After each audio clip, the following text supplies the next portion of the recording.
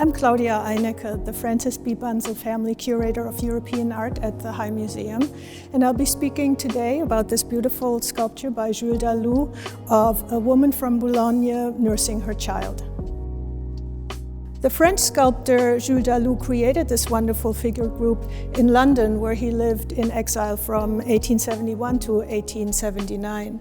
The woman's costume, especially the characteristic tight-fitting bonnet and the ruching that appears around the collar of her cloak, identify her as being from Boulogne, a port city in the north of France. Now, the intimate relationship between a mother and her infant child, of course, has a universal emotional appeal that transcends time and place. But being from Boulogne would have made these figures something of an exotic and picturesque appearance in London at the time. In reaction to the Industrial Revolution, figures like this that represented rural life, peasants or fisher folk, were very, very popular in painting and sculpture in the 19th century, because these figures represented an idea, an ideal, a dream, a fantasy of a life that would have been simpler, gentler, more natural than the one that most people were experiencing in the big metropolises of Europe.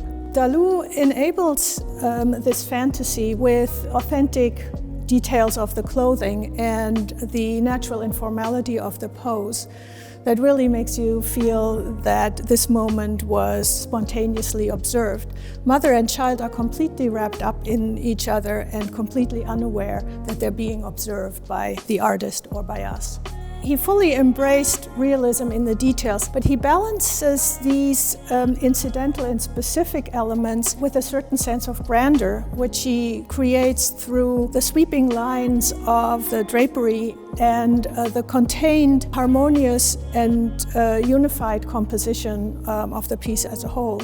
This, I think, is what gives this very specific portrait of a Boulonnais woman with her child a timeless quality and a monumentality that really makes her the personification of maternal care and familial intimacy.